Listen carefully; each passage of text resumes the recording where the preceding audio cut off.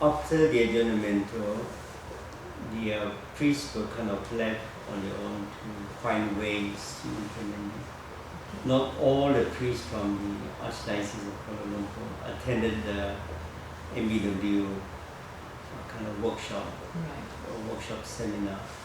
So not many have kind of experienced what the team was talking about. So only a few of us that went. Then we were kind of with the endorsement of Bishop Selva, who went at that time. Archbishop Sote was in Penang still. So when he came down, and then with Bishop Selva here and a few of us, I was asked to kind of help in sharing that experience with the diocese. So while that was going on, there was a process of slowly initiating the whole Presbyterian, the priests, and then at a later point the religious leaders and the lay leaders into that idea of using the NIP as the primary trust of parish renewal, as the way to transform our parishes in the whole archdiocese. So it was rather ambitious, but over a whole series, I think, lasting for a year at least.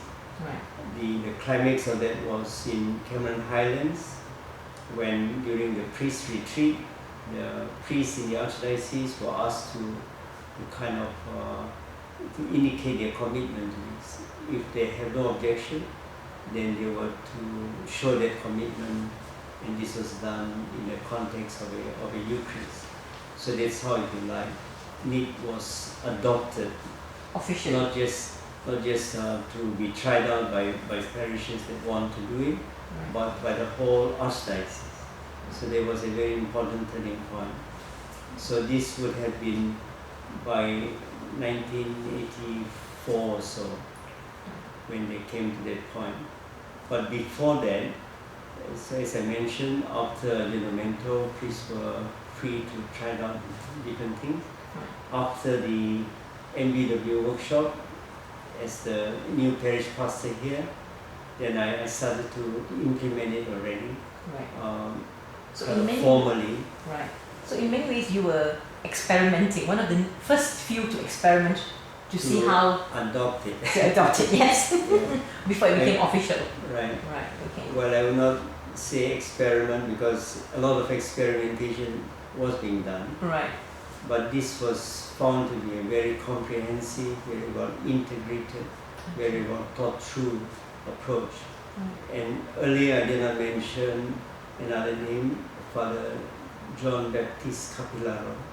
He's an Argentinian priest, and he was kind of the brain behind the development of the NIP project, as well as many other MBW projects to help to renew many aspects of church life after Vatican II. But because we are talking about NIP, Father John Capillaro is a genius in my view. He puts all of this together, not just with his own thinking. So the MBW had been working in it for years and decades, calling the experience of Latin American churches, and then they invited experts on different areas to talk with them. That's why the very approach of NIP, that is called the prospective methodology, is I believe being adopted by governments and by world institutions as well. It's being introduced by someone called Peter Berger. So all that is the background. So coming to your own involvement, your initiative here. So with all these ideas that already have been worked out by the international team of MBW, then it was up to the parishes to localize it and to implement it, not in a kind of a uniform way. So on that point, they are very insistent in a way that the particular churches have to kind of look at their own context and then to think of ways on how to implement the principles, the approaches that are kind of incorporated within the NIP project. So coming to your own initiative. When we started it here then, one of the first things that I did and continue to do was in the formation of the lay people. Xavier too highlighted the importance of lay participation, or the participation of the people of God, if you like. So in the parish then it will be the lay people, because here the brothers are very involved with the school. They are the only two religious institutes within the boundary of St. Francis Xavier. The Maris brothers, the LaSalle brothers. Beyond that, then the Franciscan sisters who belong to the other parish in Pitarinjaya, the Assumption parish. So it's mainly lay formation, if you like. Of course, some brothers came, like Brother Paul Chin and from the Maris. What type of formation then did the one in the beginning then was to introduce them to the idea of the whole NIP process. So it's like reliving that workshop seminar experience with the lay leaders, and we're giving them the idea how this is to be done, what will be involved, what are the structures we will need to bring in, what are the kind of lay participation, the areas that they could go into and all that. All that is involved in NIP as far as we understand it. So when we then started to implement it, I believe it was in Advent, because it's the beginning of a liturgical year. That is one way of doing it. You follow the liturgical year cycle. So because we were starting, if you like, from afresh with the NIP process, the very immediate objective was to create a sense of the parishioners as being brothers and sisters. So now to talk about an objective is to lead us then to the dynamics of the whole NIP process. It has the approach, it has the methodology that leads them to structures and to planning and implementation. So going into some of these, we will need to kind of have an idea what an ideal model of a parish is like. We have heard that in the summer workshops. So here we are in where we are, the parish at the moment. So this is our goal, to reach the ideal model that is pieced together from church documents, from experiences of people, from the human sciences.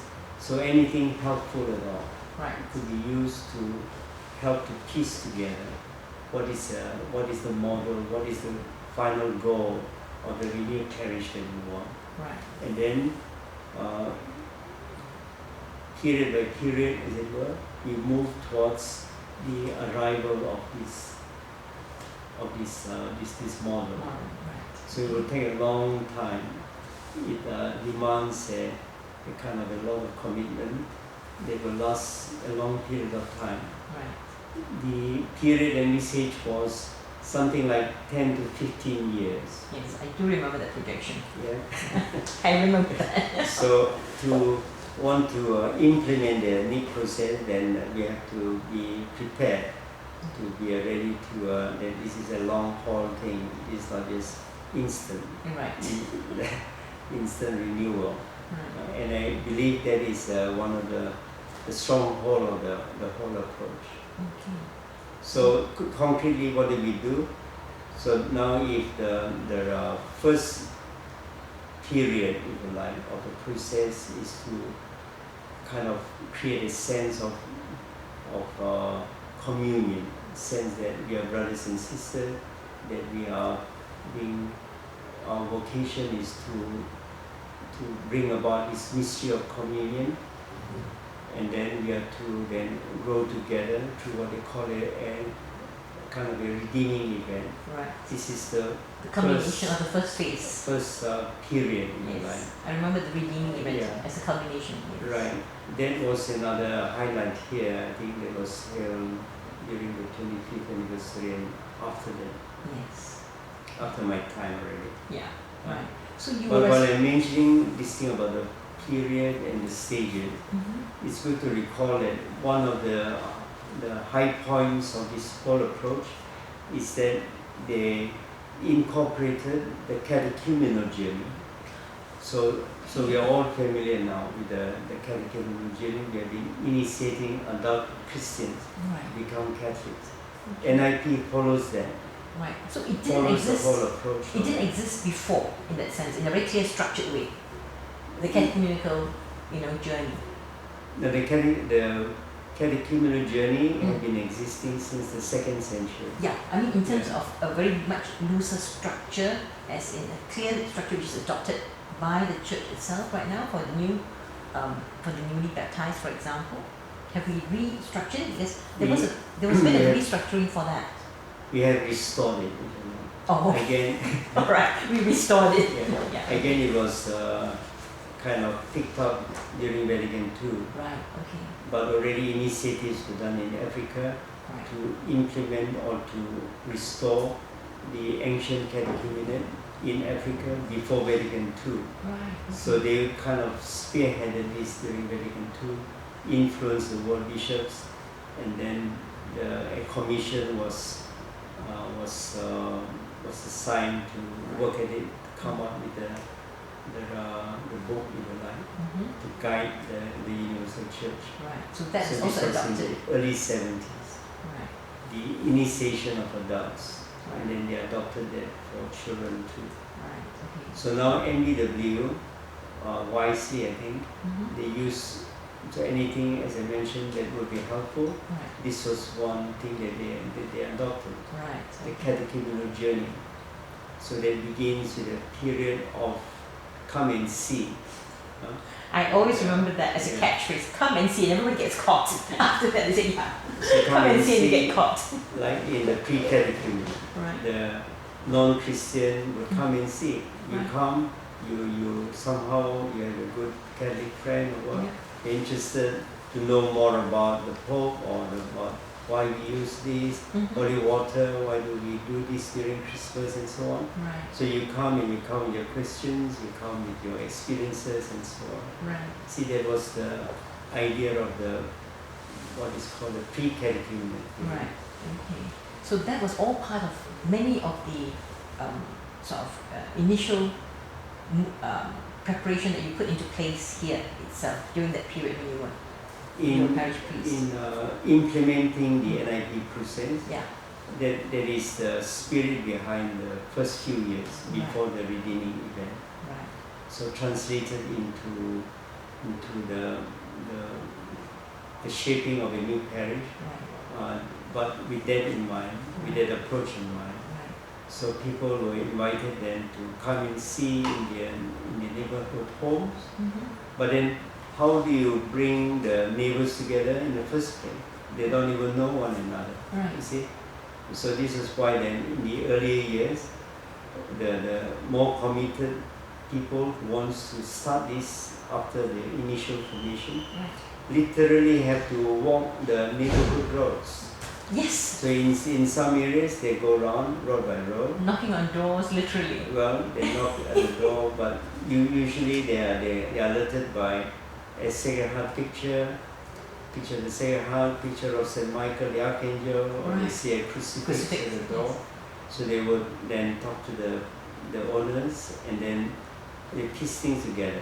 The owners would tell them 2 doors away, the other street, there's another Catholic family. Fascinating. So really struggling to build the community as such, the initial, BC chiefs and all that. Because at that time, there's no up-to-date census. Right. So no one really knows who are the neighbors. Primarily because not everyone goes from the neighborhood, goes to the same church. Correct. And maybe the I don't remember that the census in the parish was was up to date. Right. So it's only by kind of contact, hearsay, we know these are the families from Section 10, and then of course Father Wood, Father Berg would know certain families where people stay and live and work and so on. Right. Okay. But in many other areas, the collation of the Catholic families was done by the hard work of some leaders. Right. And then slowly they invite them to what is called the monthly event. So this is another high point of the need process. Right. There is an annual plan. So like in the first year, it is to create the awareness that we are brothers and sisters in called by baptism and so on. Right. That is our basic identity. That we are of the same family, like of God. Right. That is the primary goal. Now, how we arrive at the primary goal is by a series of monthly events. This is a primary strategy, if you like. Right. So month by month, we identify certain events to lead us to that goal. It's not so like this is Christmas time. So how do we don't create new initiatives? We oftentimes make use of the existing events that are around, like Christmas, right. Advent. So Christmas time, those who wants to do caroling in each neighborhood. Right. Okay. They would go around, start from one home, and then they go to the next, and then the queue would pick up more people, and they go around to wish one another. Right. So in that way, they also come to know one another in the neighborhood. Right. So during we take a secular feast too, like Hari Kabangsa, right. or the National Day. Right. And then in the same way, we use that idea of National Day to highlight that we are brothers and sisters, but then as citizens in the country and so on. So these monthly events are like the monthly big small step, if you like, to lead us to the first year plan. Right. Okay. I like what you said, Father, in the sense that you talked about the spirit behind a lot of the movement of the activities. See, one of the things was initially, I remember when there was a review of the first stage of the NIP or the NIP, many people would say, but we're so activity based, you know what I mean? So I think what people may have not recognized, even till today, is that behind activities is always the spirit, the movement towards where are we going? As you said, what kind of, aim or perhaps model that we are working towards as a church. Right. So I think that's very important to be reminded of constantly, that there may be activities, but what is behind those activities? What is the meaning? As you said, gathering together, going caroling from BECs, but we've moved sometimes away from that. We go back to parish-based caroling rather than just visiting your neighbors during the season of Advent or during the time of Christmas, for example, as BECs. So in a sense, that important part of the initial setting up of the NIP, so to speak, of helping us to become, church in the 21st century now, not 20th century, perhaps needs to be maybe reminded, or people should be reminded of what the whole thrust of the NIP was. That it should come back to this concept of the communion of communities, which I think is a very important point that you've said, because as you said, it was a process that was supposed to take 10 years to 15 years. We've gone way past that now, right? So that would be something that I think might be necessary. Would you think it would be good to bring people through again an experience of what that idea of becoming church would be? The fact that we are dealing with a new generation, perhaps. Do you think it would be necessary? Because we're talking about 76 to now 2011. Big gap. Right. In going back to the idea of implementation, I think it's important to kind of to note that if we were, as I mentioned earlier, this is a very demanding kind of a project to want to adopt. Right. So if you really want to do it, then that's why in the diocese it took a long while to come to the point when the priest said we want it. See? But having made a commitment, it doesn't mean then that the implementation would be in order. Right. That would be kind of in line with the, if you want the I won't say requirement, but with the kind of suggested principles or guidelines or approaches or dynamics or structures that are called for in this project. Right. So this project has a lot of kind of all these things already in place, thought through, as it were, right. because they are found to be helpful to enable the parish at that particular point to arrive at that particular kind of objective. So what I'm trying to say is that if we were to adopt this, then in a way it is not kind of we do this in line with the NIP thing, but we also do other things that are in line with the other structures of the parish. Because for a long while, this was kind of this was a very dominant area, I won't say of conflict, at times it was conflictual, but it was a point that I think is not to be underestimated. This is the big obstacle, if you want, that has to be overcome. What is meant here is that we are trying to move from one way of being church to another way. Right.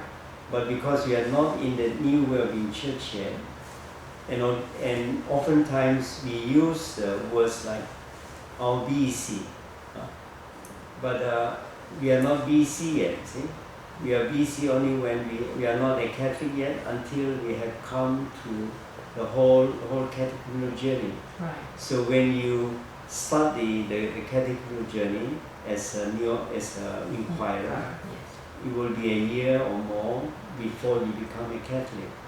It's the same thing here.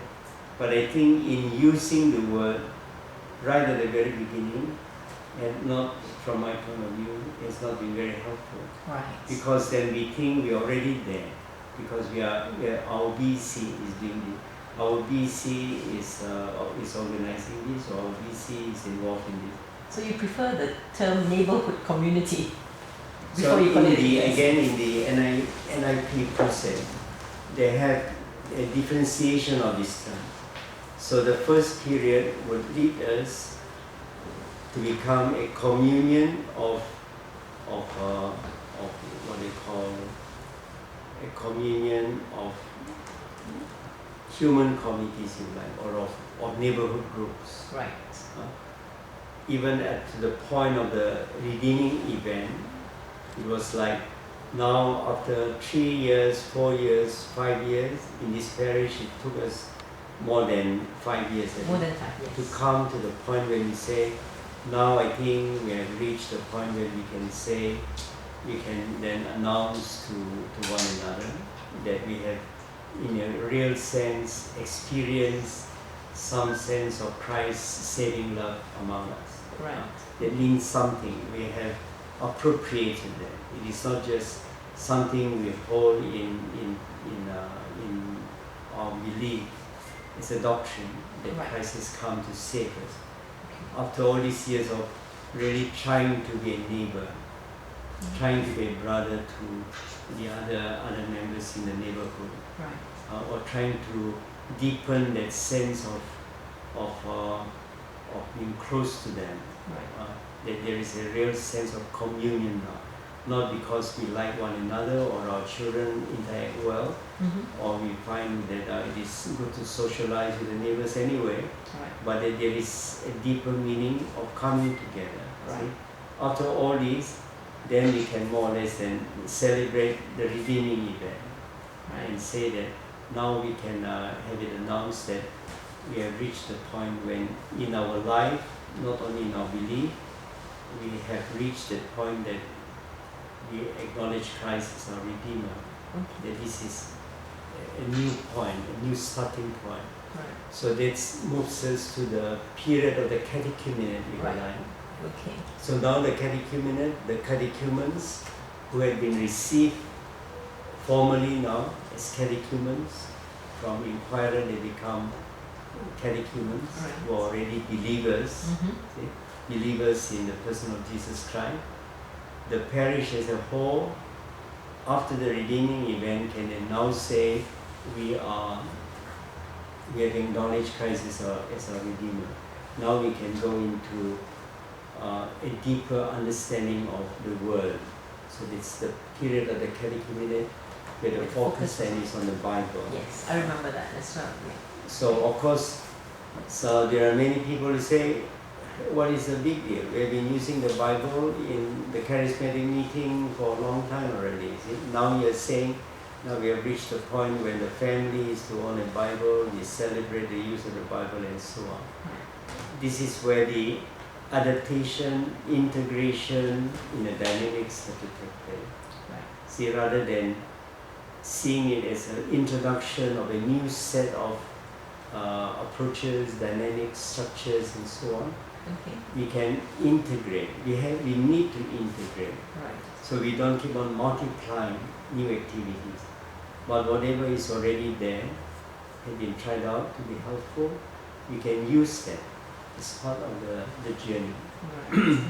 Father, then at the point at which you sort of, your term ended here, where would you say SFX was in terms of the, movement towards building of, the new model of the church? When you actually had to, when your term was over and you had to go on for your own further studies in that sense? I left the parish I was also in a part of transition. I mentioned earlier that when the diocese as a whole came up to Cameron Highlands and adopted this in the 1983 or around that, after a whole series. So you recall the MBW workshop was held in 1980s or so. So it took 3-4 years to come to that point when the diocese as a whole wanted to adopt this. And then in Chiras then, through the suggestion and recommendation of people like Brother Andre Labelle, the diocese then created this archdiocesan pastoral team. I was still parish pastor here, but I was identified to lead that team as a priest in the team. So in the team, there were also an IJ sister, Sister Catherine Sullivan. There were 2 lay people, Mary Simmons, who taught at MU before, and then Frank Bateman. So that was the team, a priest, a religious, and two lay people. So we also then went for an extensive kind of formation in Thailand. But when that was created, I was still parish priest here. Father Raju was assistant. See, there was a transition for me. So I was in name, I was still here. I see. But by and large, I was already then in the diocesan team, trying to spearhead this for the whole archdiocese. So with the benefit, of course, that we had a few years of that happening here already. So when you had it, Xavier. so when you had it over the diocese in a sense with Father Raju, it had come to a point where it was still very much in the first phase. I would say so, yeah. So I formally then was farewell. I think there was a farewell off, if you like, when I was on my way to my sabbatical. For less than a year in Berkeley. 85.